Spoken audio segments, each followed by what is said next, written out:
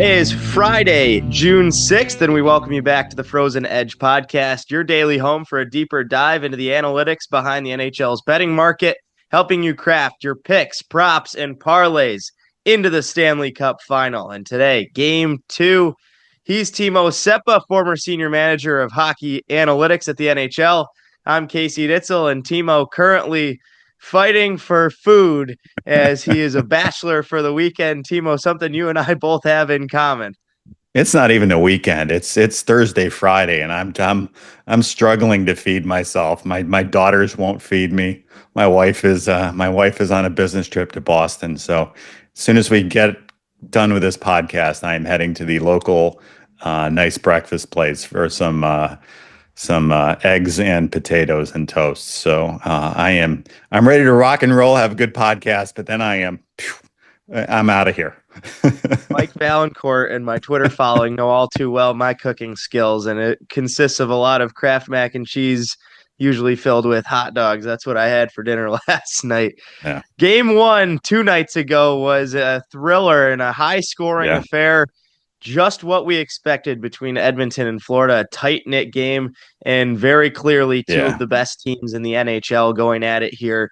Game 2 we await tonight, a 4-3 overtime final that saw everything from the Oilers scoring immediately with Leon Draisaitl's goal just over a minute into the game. The Panthers fighting back 3 straight goals to take a 3-1 lead, and then the Oilers clawing their way into it and scoring that overtime game-winning goal. What were your biggest takeaways out of this game from a player standpoint, maybe outside of what we're going to talk next on the goaltending side? Yeah. Not so much on the player side. These are two great teams going together. It is.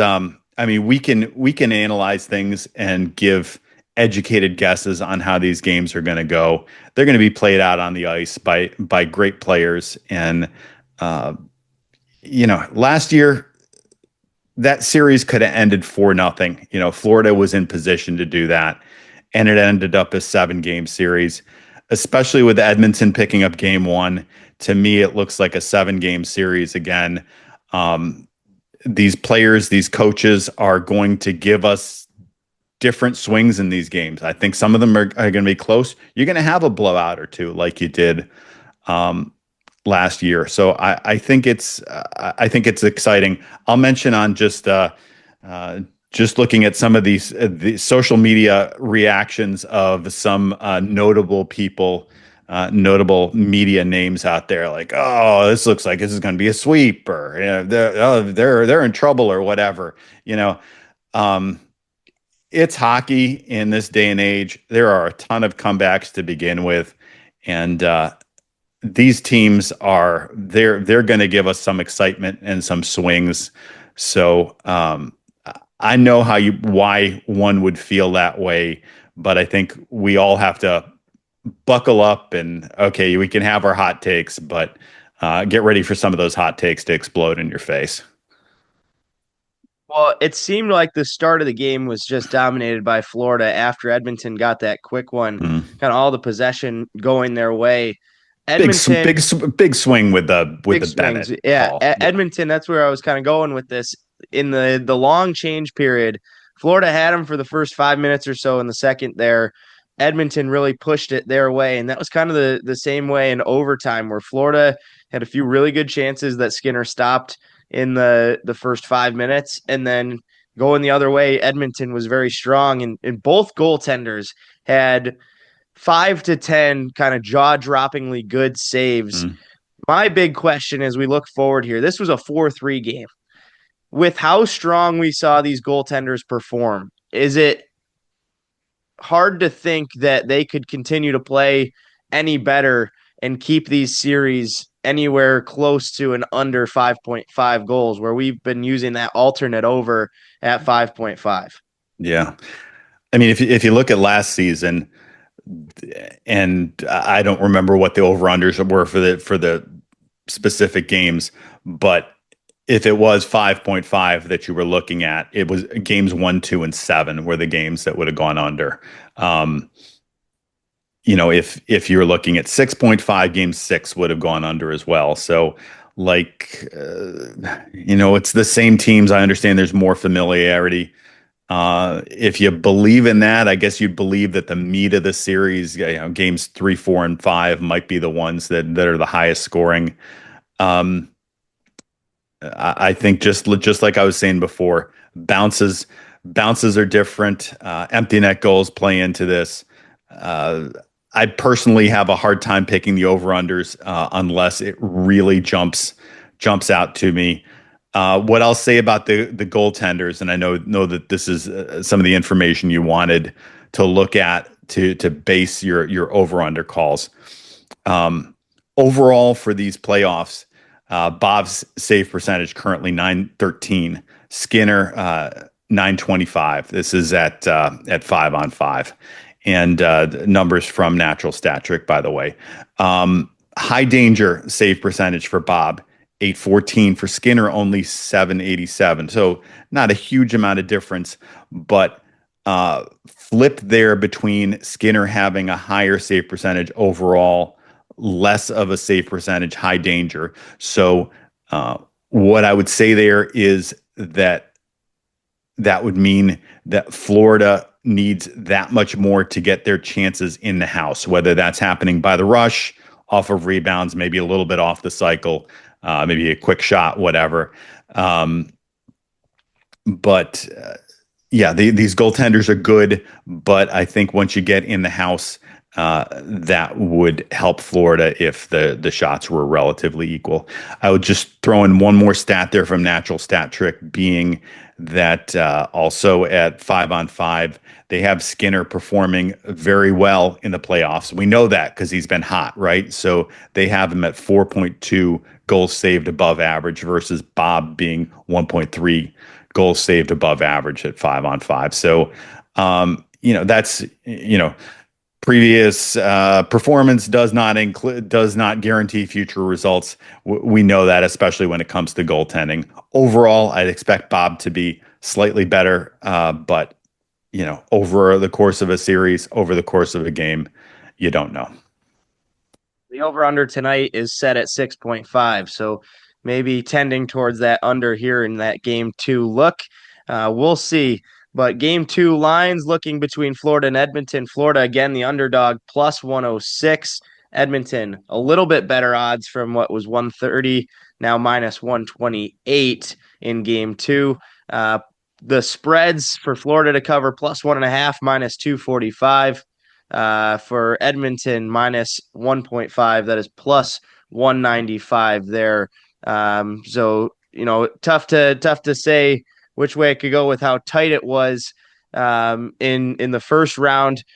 We'll wait and see here, Timo. But when we were talking before we hopped on air here, this was one you think could go either way, the way we saw game one, tightly contested, maybe leaning towards that Florida at the plus 100 number. But it's a pretty tough pick 'em here in game two.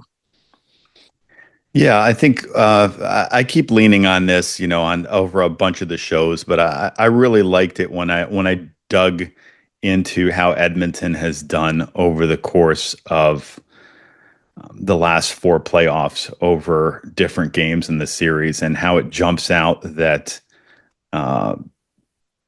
in games 1 through 3, they're 17-21. They've won 45% of their games only. So it's one of the reasons why I liked Florida in game one, is because before that result, Edmonton had been 3-9 in game one, and now they're 4-9.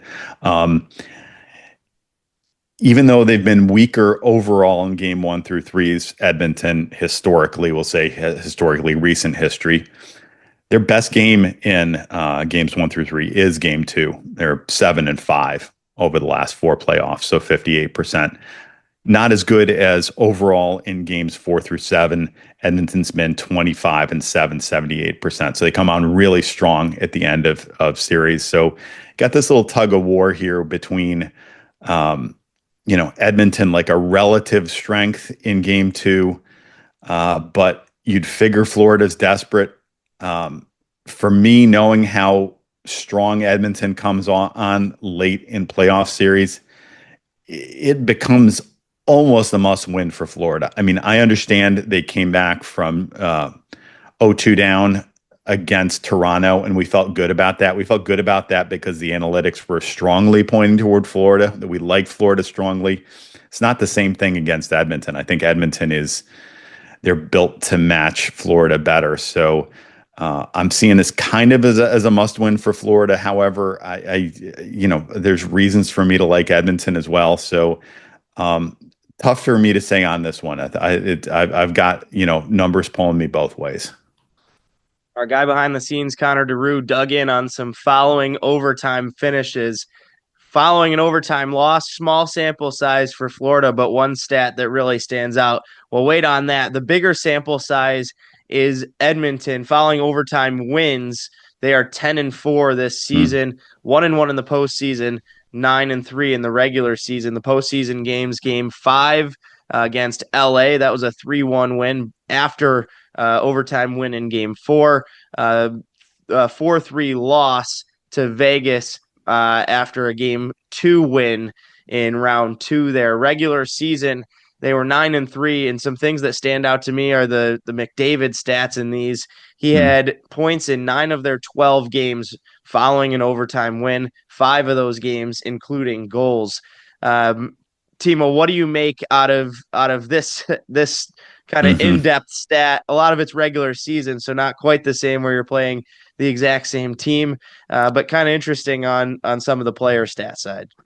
Yeah, obviously, I didn't dig into this myself. In a lot of these cases, you don't know if that next game is going to be, a back to back or whatever. Obviously, that wouldn't be the case here. So, but yeah, I think that certainly makes you, give a mild plus to Edmonton as far as a good record following the overtime win, especially in the regular season. And McDavid has put up some points. Um, I'm just scanning the list here. Okay, he had a couple of 1 goal, 1 assist games. He had a 3 assist game.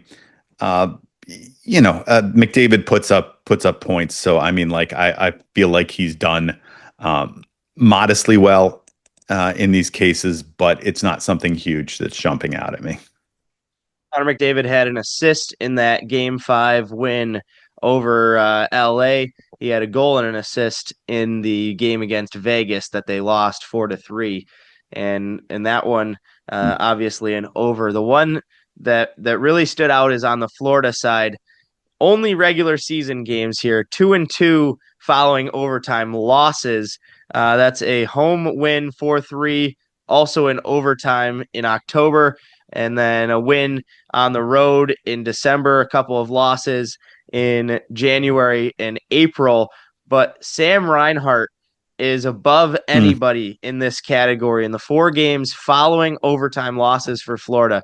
A goal and 2 assists, a goal and 2 assists, 2 goals and 1 goal, 1 assist. So he's had two mm, or more points, nice. including at least 1 goal in every single one of these games, Timo. He's plus 210 right now to score an anytime goal here tonight. And Yeah.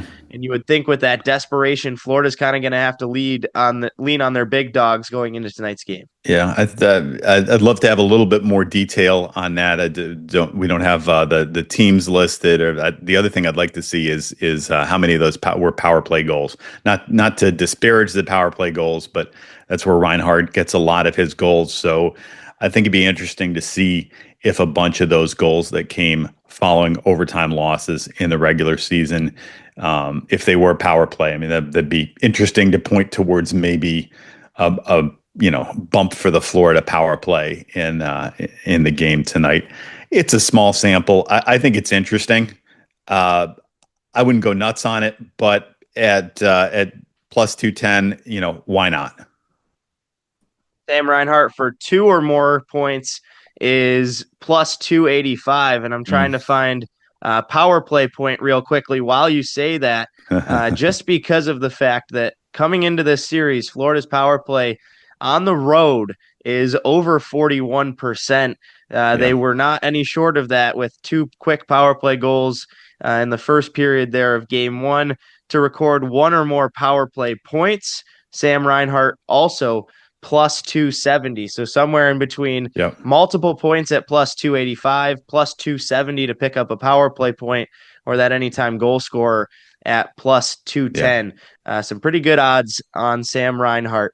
McDavid and Draisaitl absolutely stole the show here in game one. And what other way could this one have ended in kind of that storybook team of destiny way for Edmonton, but a McDavid to Draisaitl goal. Draisaitl scored twice in this game. He had the opening and the closing goals.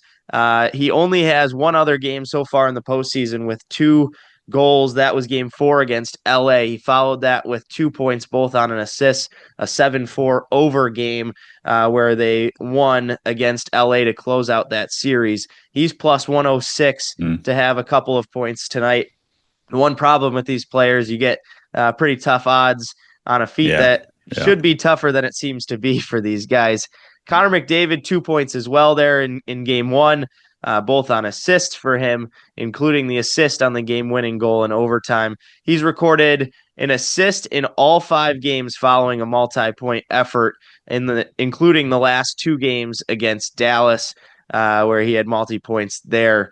McDavid over 1.5 points, minus 113. Anytime assist, not great odds, but maybe a parlay booster, minus 290. Timo, you have your eyes though on a much longer shot odds, and I asked you to throw something together here, maybe a sprinkle of dust like we had that Jordan Staal plus 800, plus 850 anytime goal scorer in the Eastern Conference Final. Where's your long shot odds looking for maybe an anytime goal scorer?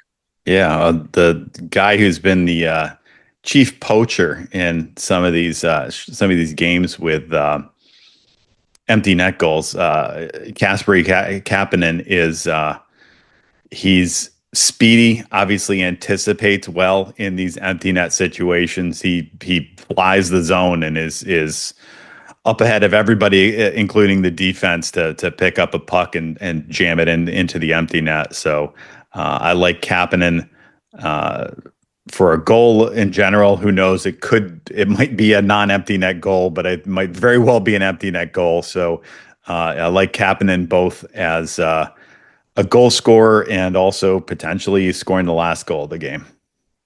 Plus 4,000, big time long shot odds. There you go. Maybe put on $10 that empty on net that goal. Yeah. Maybe it's an overtime stunner that we see, just like the last game. Maybe we can see that Florida bounce back, but it's a tough pick here. Plus 106 would be the best odds if you're backing Florida in this game. Timo, you're more excited about the pregame set as we close off the episode here, though, than the upcoming game too. Oh yeah, I was surprised. Although it's weird, I've been kind of on YouTube. I've been watching some of these reaction videos, like classical musical person reacts to Rush's Tom Sawyer for the first time or whatever. I was just this week listening to a bunch of old music videos by Triumph. I know the name didn't ring a bell for you immediately, at least. Canadian power trio. Drums, bass, and guitar with one of those guys singing. And a lot of the power trios came out of Canada, Rush being the most famous one out of them. This was a band I was really into in the 80s when I was at Clarkson, which is both of our alma maters. I used to do a overnight radio show, got on at 2 a.m. in the morning or whenever the guys before us quit. I used to do a hard rock and heavy metal show with my partner, Metal Mike Niemeyer. And Triumph was one of the big bands that we played. He was Mike introduced me to Triumph. They had the Thunder 7 album back then, and they had a great double live concert album, Stages, that came out after Thunder 7. So I had tickets to see Triumph in Lake Placid, like an hour plus, whatever that was, from Clarkson in 86 or 87, whenever that was. It was the year that we were doing our radio show. and they canceled the show. I think the band was kind of starting to fall apart at the time. I don't know that for a fact, but they didn't last too much longer. And I had understood that over the years that they had two singers, the guitarist and the drummer both sang, and like the big talent guy on the in the band, Rick Emmett, who's the guitarist, the higher range lead singer. I understood that maybe he didn't want to get back together. I actually saw him play an acoustic set in a little place in Massachusetts. I mean, like a bar. So, and incredibly talented, but I wanted to see them as Triumph, right? So anyway, a long story here, but I read somewhere over the years that it was more like the health of the drummer, Gilmore, who was the kind of the mid-range bluesy singer guy, that was what was keeping them from singing. Anyway, I've been watching these videos the last couple of days, and I thought, what if Gilmore had somebody standing in it for drums? I literally was thinking this a couple days ago. I'm like, I got the ESP going, so hopefully this is going with my cup picks here too. And then I see on social media yesterday that Triumph, of course, who of your age range or who in the U.S. knows who Triumph is. Anyway, they're playing before the game for a concert before game two. So it's only going to be the guitarist, singer, Rick Emmett, and the drummer, singer, I assume just singing, Gilmore. And then they've got three backup musicians, including two guys from Slash's band. So they got five guys that are going to play before the concert, before the game. So really looking forward to that. I hope that's shown a little bit in the U.S. Either that or I'll find it somewhere on YouTube afterwards. But super excited for this reunion, and I am going to guess, if you can find a line on this, that their songs that they are going to play are going to be Magic Power, Lay It on the Line. And sounds good for a hockey game. You got to lay it on the line, and then Fight the Good Fight. Those Canadians fighting the good fight to try to get a Stanley Cup for the first time in decades. So those are my guesses for this set, unless they go with like a medley of songs, then who knows. But that is my analysis of the Triumph pregame concert. We are trying to help you lay it on the game lines, and we will find out if Triumph... There you go. Lay it on the line. There you go. All right. We'll find out if Triumph can help Edmonton triumph to a 2-0 series lead, if the Panthers have any fight back and can even this one up. Couple days off here for me and Timo. We'll be back.